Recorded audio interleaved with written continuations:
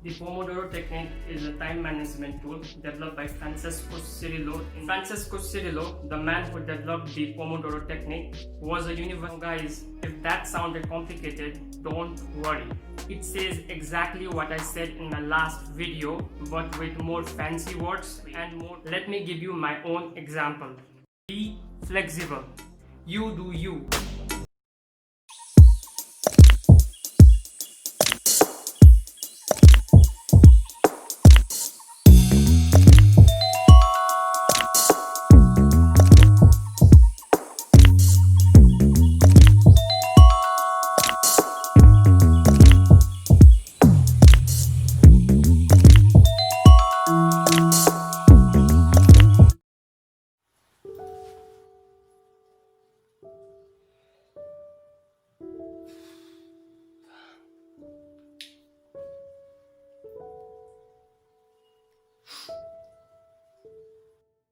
Hey guys, in my last video I talked about 3 effective tools to help you study for longer durations, and one of the tips on that video was to use the Pomodoro technique. You see, that video was very fast paced with main focus on the number or list of the techniques that I wanted to explain. So because of that reason, I could not go in depth about this very powerful tool known as Pomodoro technique.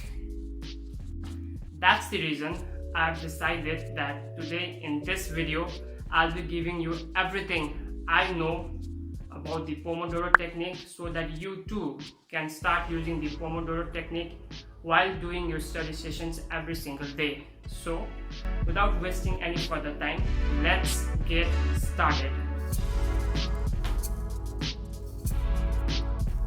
The Pomodoro technique is a time management tool developed by Francesco Cirillo in late 1980s. Like I said in my last video, this technique breaks down the work into intervals, traditionally 25 minutes, and then short breaks in between those intervals. Each interval is known as Pomodoro. By the way, if you are wondering why is this tomato besides me, well, that is to let you know that the word Pomodoro is an Italian word which means tomato in English, and a lot of people also know this technique as the tomato timer. Now let's look at a quick history about our topic on hand today. So the story goes something like this. Francesco Cirillo, the man who developed the Pomodoro technique, was a university student when he started using a tomato-shaped kitchen timer to track his studies in late 1980s. And as I said earlier, tomato in Italian means Pomodoro, hence the name Pomodoro technique. In its simplest form, the actual method is exactly what I explained in my last video, but let's have a look at the 6 steps as were mentioned in the original technique by Francesco himself. Step 1. Decide on the task to be done. Step 2. Set the Pomodoro timer. Step 3. Work on the task. Step 4. End work when the timer rings and put a check mark on a piece of paper. Step 5. If you have a fewer than 4 check marks, take a short break and then go back to step 2. Step 6. After 4 Pomodoros, take a longer break. Reset your check mark count to 0 and then go back to step 1.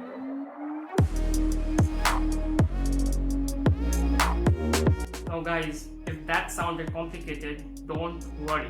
It says exactly what I said in my last video, but with more fancy words and more complications. So feel free to go back to my last video, check the simple version of the same steps and apply them according to your need. The link is in the description. So the main point to note from this is that the primary objective of this technique is to help you get into the state of flow. And once you get into the state of flow and gain that initial momentum, you need not stop yourself every 25 minutes. You can go for longer duration. So guys, that was all about the steps involved in the Pomodoro technique. Now let's look at few of the questions that people commonly have when it comes to using the Pomodoro technique.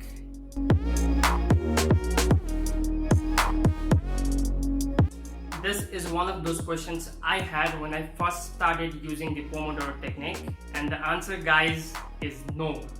That's right, no. As I explained earlier, the main goal of this tool is to help you get that initial break, that initial momentum to get you into the state of flow. So once you get going, you need not stop every 25 minutes. However, if after trial and error you feel like your mind can't stay focused after a maximum of 30 minutes, then in that case, yes, taking a break every 25 minutes might be the best thing for you. So the main point here is that you need to be flexible while using this tool. Don't be too rigid, be flexible. You feel like 25 minutes is good for you, go for 25 minutes. You feel like 50 minutes is better for you, go for 50 minutes. You feel like 2 hours is best for you, go for 2 hours. The main point is to use this technique for your benefit, and that benefit could be anything. The primary benefit I explained earlier is to get you into the state of flow, but it's not only limited to that. You can also use this technique to structure your entire day. Say for example, you need to study 12 hours a day. In that case, the Pomodoro technique could be a great tool for you to structure your entire day for those 12 hours.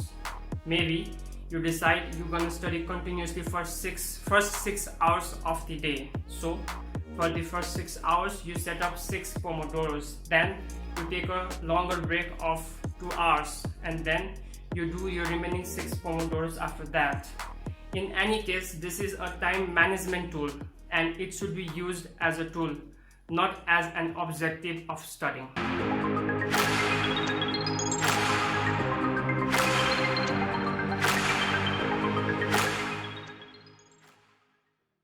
That's a good question. Here's what the founder of technique has to say about it. Specific cases should be handled with common sense. If you finish a task while the Pomodoro is still ticking, the following rule applies. If a Pomodoro begins, it has to ring. It's a good idea to take advantage of the opportunity for overlearning, using the remaining portion of the Pomodoro to review or repeat what you have done, make small improvements, and note what you have learned until the Pomodoro rings. So guys, that was a pretty simple question, and the founder of the technique answered it very well in my opinion. So let's go to the next question. Not at all. Once again, let me repeat myself. Be flexible when using the Pomodoro technique. 25 minutes is what a Pomodoro traditionally lasts for, but it does not have to be that way. Let me give you my own example. When my exams are close, when I say close, I mean very close, like around a month before exam, I need to get a lot of studies done each day.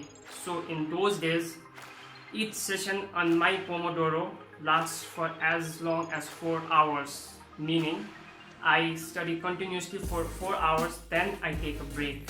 But during normal days, I find it quite easy and simple to focus for around 50 minutes at a time. So I study for 50 minutes and take a short break of 10 minutes.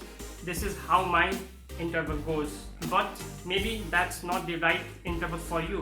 So you may go for 45 minutes and 7 minutes of break, or traditional 25 minutes and 5 minutes of break. You do you. Therefore, the moral of the story is be flexible while using this tool. Be flexible. So guys, that was all about the video today. I hope you enjoyed this video and learned something from it. If you did, please like the video, please share the video, and if you haven't already, please subscribe. Thank you.